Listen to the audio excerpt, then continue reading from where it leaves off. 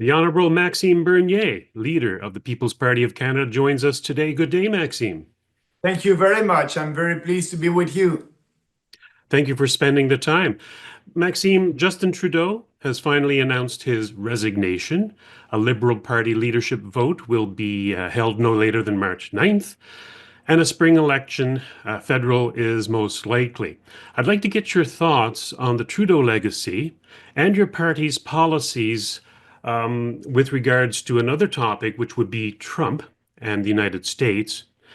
Um, but first, your reaction to Justin Trudeau's resignation.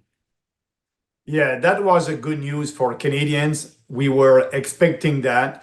Actually, will be Prime Minister until, like you just said, until the Liberal Party of Canada will have their new leader. That may be early, spring. And but that's the good news. But the fact that they will have a new leader, I believe it won't change anything. People are so fed up about the Liberal Party of Canada and Justin Trudeau. They will vote against the Liberal. And for me, the legacy of Justin Trudeau is very, very bad. I think that he will be judged by historians as one of the worst prime minister in our history. Why? Because he destroyed our country economically and socially with all the mass immigration. He changed the social fabric of our country with that mass immigration. And I was speaking about that in 2019. I said we must control our immigration. We didn't do that. And now, as you know, the position of our party is to have a moratorium on immigration, ending the mass immigration policy and starting the mass deportation policy. Yes, we must deport all these illegals that are in Canada. So the fact that we are in an economic crisis in our country, it's because of the spending that Justin Trudeau did. As you know, we have a huge deficit, more than $60 billion. That was supposed to be $40 billion. And Justin Trudeau never balanced the budget. We are paying for that. We are paying the inflation tax. As you may know, the official inflation is supposed to be 2%, but in reality, it is about 5, 6, 7%. We know Easily. we know that when we do our grocery and when we are going at the pump. But that being said, also Justin Trudeau, in only 9 years, was able to double the debt that we took 148 years to build.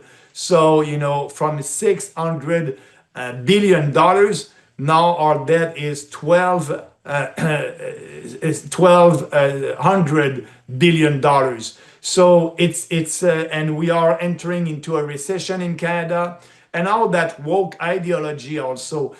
He destroyed morally, economically, and socially our country. So that's his legacy. And I can tell you that the People's Party will be ready for the next election for promoting bold reforms that we need for to save our country.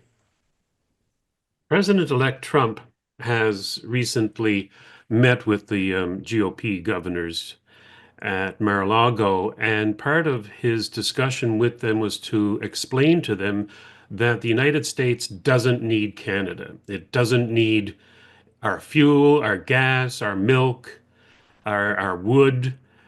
And I wanted your thoughts on that, as well as his uh, jabbing that we should become the 51st state, which I take to be a joke because that's never going to happen.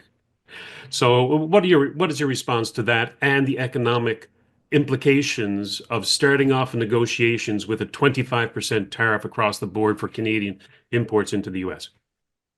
Yes, but before answering that, I just want to say that I'm very pleased that President Trump was elected. As you know, we at the People's Party, we have the kind of the same policy. Trump said that he wants peace in Ukraine. That's part of our platform. Actually, we are the only national political party that is saying that. Polyev and Trudeau are pro-war. We are pro-peace. He said also that he will end the censorship on social media. I'm happy with that. I believe in free speech. He has also in his platform the fact that ending the radical gender ideology, there's only two sexes. I agree with that. Poliev and Trudeau don't speak about that. He said also that, the DEI, diversity, equity, and inclusion philosophy or doctrine, radical doctrine, it's destroying the society. We need to stop that. I agree with him. So what I'm telling you, Robert, is I agree with a lot of his policies. So, and I know that Trump is a good negotiator. Actually, he wrote a book, The Art of Negotiation. So, what he's doing right now, and I hope that it is a joke about the 51st state, because we are weak right now in Canada. We have a weak prime minister, and he knows that. So he's having fun and he's saying that, and he wants to put American first. And I want to do the same thing here in Canada, putting Canadian first and our country first. So let's do that. But he has also, and speaking about the negotiation with the new free trade agreement that must be in 2026, we are in the negotiation right now. That's part of the negotiation, and we have a weak government, a prime minister that is in function only for a couple of weeks. And after that, you'll have a new prime minister coming from the Liberal Party. We need an election as soon as possible for that. But Trump is actually doing all that, and speaking about our country being annexed, being a part of the U.S. And for me, I'm fighting for the sovereignty of the individual. I did that during COVID-19, freedom of choice, freedom of thought, and also the sovereignty of the state, the federal government. We want to have a smaller government, in Ottawa that will respect our rights and our constitution and not interfering in provincial jurisdiction. But that being said, Trump has a point, and I believe that what he wants is for us to control our borders. We are not controlling our borders, and we are a security threat for the US and for us, a national security threat for the US, and I will explain why. The last 3 years, the American was able to intercept about 400 terror suspects crossing their border, and more than 80% of them were coming from our country, from Canada. So that's I understand the concern of the American, but also it's very concerning for us in Canada. And add to that, Robert, the fact that last year they were able to stop about 1 million illegals crossing the border from Canada to the US. So they're fed up with that. And the answer of Trudeau was to put a little bit more money, to buy drones, to secure our borders, and some helicopters. But we need to do more. We need to do more than that. And, we need to be serious about it. So, yes, securing our border. But the most important is to stop mass immigration, because all these people are coming from other countries here in Canada. We need to tell Trump, yes, we will control our border. We will stop mass immigration. We will do like you. We will deport all these illegals in our country.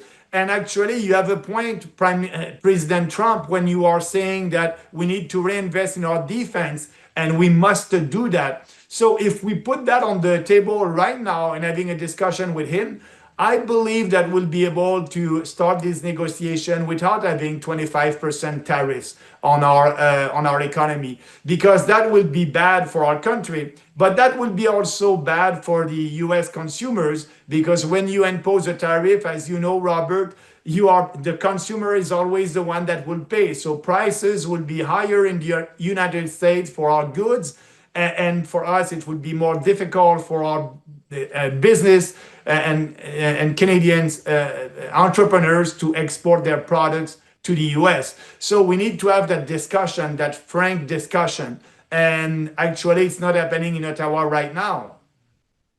When Trump was in Quebec, I think it was a G7 meeting, while he was president last time, he said this was not covered by the mainstream media, by the way, but he gave a press conference for a half an hour where he discussed the fact that he is for 100% free trade. He's a free trader. However, if a partner in a negotiation is going to subsidize something which is going to take away from the jobs of Americans, he's going to reciprocate. And I think that's what he's getting at when he said that we don't need all of your stuff that's subsidized, including things he even mentioned milk, something near and dear to your heart. I, I know. Sorry to open old wounds. However, supply management is, I think, at the crux of any negotiation between Canada and the United States. And supply management, by definition, is fascistic. It's price control, it's subsidies, it's mercantilism. And you fix the prices, you control production, you ban imports, you restrict competition. That is supply management, and that is Canada today, and that is what President Trump is complaining about. Now, in a direct shot at our medieval dairy cartels, he says, we don't need your milk. Okay, I can understand that. Matter of fact, we're paying high prices for our milk because of these dairy cartels. So, who benefits from these monopolies that we're setting up? The cartels, and surely not the Canadians. What will the PPC, what will your government do should you get elected about supply management? Because that I think that will open the door to good negotiations with the United States. You're absolutely right, Robert, and I'm with you 100% of what you just said about the cartel of supply management. It is a cartel, and it is a huge subsidies from Canadian consumers. As you know, we are paying almost twice the price for milk, poultry, and eggs in our country. And the fact that Trump tweeted about that and wrote, the milk, it's because I believe that he remembers when he was president of the US and we had that negotiation. He wanted the dairy producers in Wisconsin to be able to export their milk in Canada.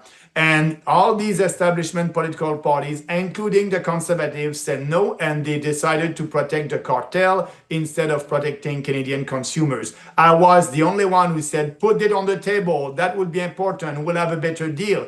And now, a couple of years later, he still remember that. So he's putting that on the table, and we need, actually, you're right, we need to tell him, yes, we will dismantle that cartel. That would be good for Canadian consumers. Your dairy producers would be able to export to Canada. Our dairy producers would be able to export to the US. And our consumers in Canada and in the US will be the winner. So that's a real free trade. But Poilievre is not ready for that. And Trudeau or the Liberals are not ready for that. They're afraid of that cartel.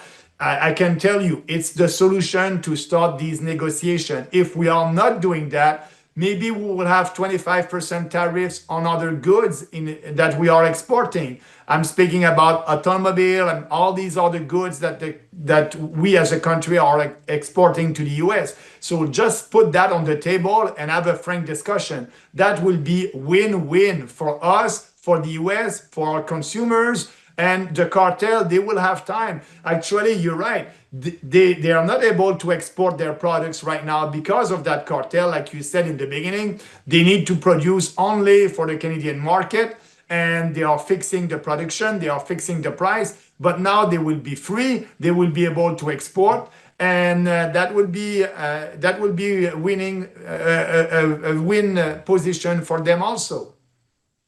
He's also said that the United States doesn't need our fuel and our gas. And we have the third largest oil reserves in the world. And by rights, this should make us all rich. We should all be very well off, if not by direct subsidies by the producers to the government, which means that we don't have to pay as much taxes, then lower prices at the pumps. And oil and gas is the lifeblood of an economy in a modern world.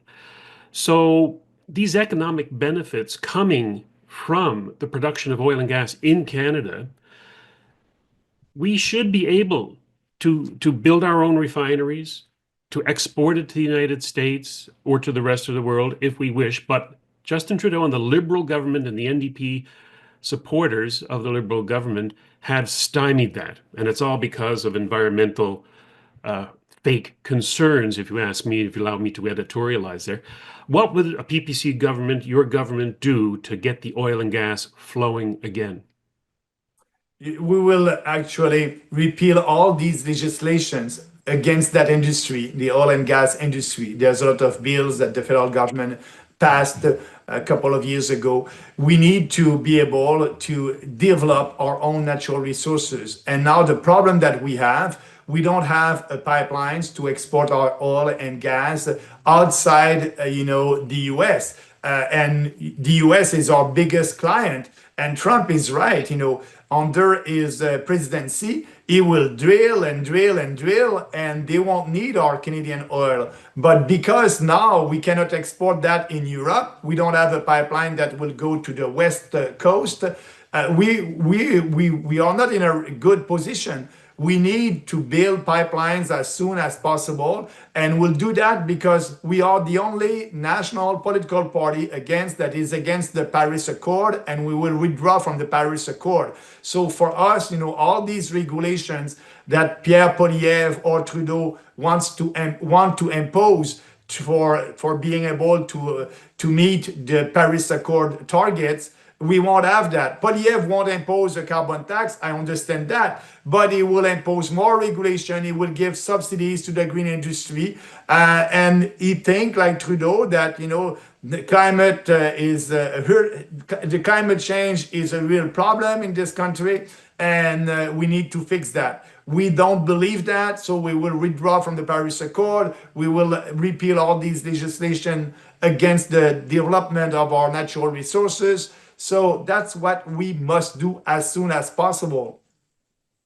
We want to enter into negotiations with other nations like the United States for a freer trade, and yet we don't even have free trade within Canada. The amount of restrictions, barriers to free trade in Canada is unbelievable. It's always stumped me.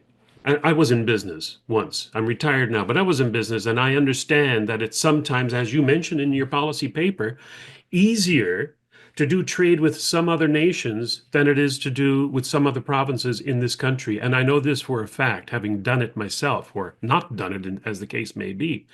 So if we're going to be saying to the United States or any other nation that, you don't know what you're doing, you should have free trade. Free trade is good.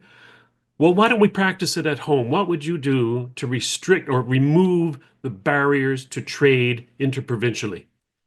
Yeah, you're right. The problem with our internal free trade that we don't have, and by the way, this country, when the father of our country decided to unite us and creating Canada, that was based on the economic union, and we don't have that. They wanted goods to be able to, from if you want to sell something to Quebec coming from New Brunswick, you must be able to do that. But provincial governments are putting, tariffs and barrier to free trades. We need to stop that. So the best way to do that is to give an incentive to provinces for them to just, stop these inter-trade barriers. So in our budget, we can say, to a province, if you eliminate all your trade barriers in between provinces, we will give you, I don't know, $1 billion or something like that. If it's not working, we pass a legislation and we use the non-understanding clause, and we said, now we need to have a free trade. This is a lot. The federal government is responsible of the economy across the country. So we are passing that law, and provinces won't be able to put us in court to challenge our law if you use the non-understanding clause. So there's a lot of things that we must do, but we must tell provinces that we are serious about that. And after more than 150 years, we need to have that economic union in our own country. If I could stay with provincial trade for a moment and its relationship, at least to the federal government, another economic interesting footnote would be our equalization payments. Have provinces pay have-not provinces to maintain the same level of services without having onerous taxation. It came upon us in 1957, before you and I were born, and it's still here today. And there are the same provinces who are have-not versus provinces like Alberta, British Columbia, who are have, and it's mostly because of resources. Now, Newfoundland, I'm a native Newfoundlander, so I have an interest in how that province developed. And Brian Peckford wrote a book, and in it he said, "Someday the sun will shine and have not will be no more." Now, when he wrote this book, it was a have not province. It was the recipient of government federal welfare. There's nowhere the word for it, welfare. But since the oil came online, they became a have province, believe it or not. Ontario, for one brief moment, became a have not province.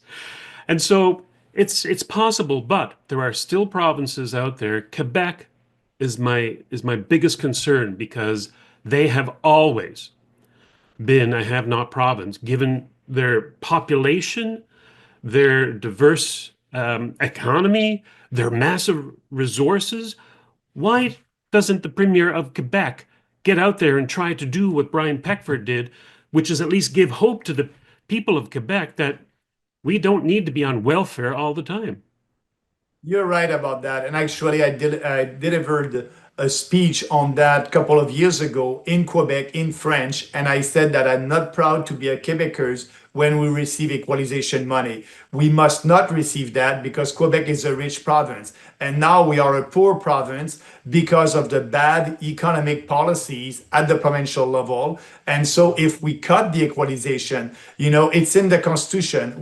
The federal government must give something to the poor provinces, but it's under the control of the federal government. We can give only in the equalization, we can give only $1 million, and that will be it. So let's reduce the equalization payment. Let's change the formula because the formula is unfair. Actually, oil and gas, it's part of the formula. So all the revenues that the provincial governments are receiving from oil and gas, it's part of the formula. But in Quebec, we don't have a lot of oil and gas, but we have a lot of hydroelectricity. But that's not part of the formula. That's why Quebec on paper is a poor province. We need to change that. It's unfair. We need to stop all these subsidies to these have-not provinces and telling them, develop your own resources. Actually, there's a lot of shale gas in New Brunswick. There's a lot of shale gas in Quebec, but there's a moratorium on the development of the shale gas. So let's change the equalization formula that will push provinces to have a better economic policy. And actually, if we don't do that, that can bring also a constitutional crisis in our country. I understand why Westerners are fed up with that. They are subsidizing the eastern provinces and my own province in Quebec. It's important for the economy of our country, but it's important also for the unity of our country.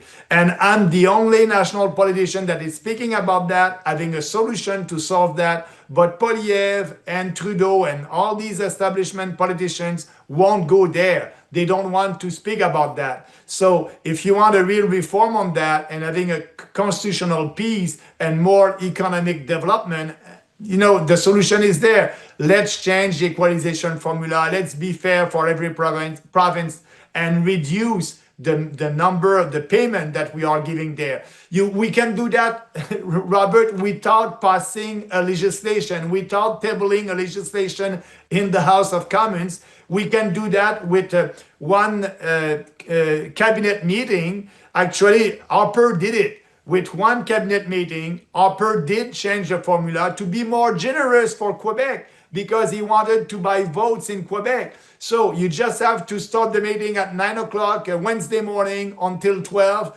You have your new formula. That formula is in force and you can reduce all these payments. And finally, Maxime, I know that you're up against the clock. You have a meeting coming up very shortly. Perhaps we could end off by one of the biggest impediments to productivity and lifestyle, and that is inflation. They tell us that it's what, 3, 4%, something like that, maybe even 5. But I can tell you right now, it is way higher than that. I don't know what they have in their basket of goods. I know they have cannabis in there, oddly enough, but I don't know what they have in there or who's measuring it or where they're shopping, but it's way higher than what they're telling us. And the Bank of Canada has an inflation policy of 2%. To me, that's 2% theft. They're telling me that every year they're willing for my dollar to buy 2% less. That's theft to me. That's ludicrous. What's your policy? You know, we will sorry, we will say and tell the Bank of Canada to stop that policy because you're right. We have general inflation because of bad monetary policy. So the Bank of Canada wants 2% inflation every year. And so they are very happy with that. But for me, like you just said, 2% inflation or 20% inflation is bad because when you have inflation, your purchasing power is going down, your standard of living is going down. So we need to change that. We need to tell the Bank of Canada 0% inflation target. So when you have an inflation target of 2%, the Bank of Canada is creating money out of thin air 2% every year. When you do that, when you have more money chasing fewer goods, you have inflation. So, if you have the same the same amount of money in circulation in the economy, you won't have inflation because maybe a good will go up, but another good will have to go down because you have the same amount of money in circulation in the economy. But right now, it's not the case. We are printing money out of thin air to buy Canadian bonds, and that's why we're doing this deficit. And so the Bank of Canada is buying our Canadian bonds to finance the deficit. And like that, they're creating inflation because we are creating more money than the goods and services that the economy is creating. So the way to stop that, first, zero inflation target with the Bank of Canada, and second, balancing the budget as soon as possible. We can do that in 1 year. Poilievre is not speaking about that. He's not speaking about 0% inflation target with the Bank of Canada. And as you may know, Robert, we can balance the budget in 1 year by cutting foreign aid. We save $10 billion. By cutting subsidies to big corporations, we can save another $10 billion. By cutting CBC and Radio-Canada and all the subsidies that the federal government is giving to the mainstream media, we can save another $2 billion. It's easy when you have conviction. You look at the budget and you can cut that, and after that you'll be able to lower taxes to every single Canadian. So that's our policy: 0% inflation target, balancing the budget the first year, and lowering taxes to everybody. So that's the only way to control the inflation. That sounds wonderful. As a matter of fact, I think it's been demonstrated in Argentina with Javier Milei, the new president there. He has done wonders with that economy, turned it around on a dime by being forthright with his people and doing what he promised and cutting the government down to size so that the people can prosper. And I can only hope that some people in this country rally around Maxime Bernier because Just Right Media, this channel, endorses the People's Party of Canada as we have in the past. And even though, I mean, face it, the polls show that Poilievre will be the next prime minister. I don't think there's going to be much that can change that. However, I would encourage, if you would allow me, Maxime, to speak to the people out there to go out and check out your policies from your website, People's Party of Canada, and check out what Maxime is saying. There's absolutely nothing I can find fault with here, Maxime. Nothing. It's marvelous platform, and yet people are reluctant to support the PPC because they go, oh, we have to get Trudeau out. Well, that's a given. Now I think you have a little bit of a leeway, Canadians, to support Maxime and the People's Party of Canada. Maxime, thank you very much once again, and we'll talk again soon. I hope so, Robert. Yeah, thank you very much for giving me that opportunity. And you're right, now it's the time to vote for your values. Actually, we will be able to keep Pierre Poilievre honest. We will push him in the right direction. we need to grow our support to be more influential. And if you like our policies, you're right, they can go on our website, read it, peoplespartyofcanada.ca. They can click on policy. What I want to tell them also is, it's always the same. What we said in 2019 at our first election, it was the same at the 2021 election, and that will be the same. We don't do politics by looking at the polls because we think that Canadian has been manipulated by the leftist media. We need to be out there with a strong vision for this country based on facts, on common sense. And if you read our platform, you will know. And so if you like what we are saying, I hope you'll support us. And if you don't like our platform, please don't vote for us because we won't change. Thank you, Robert, and I hope we'll be able to be together another time. Thank you, Maxime, and good luck in the election. Thank you. Bye-bye.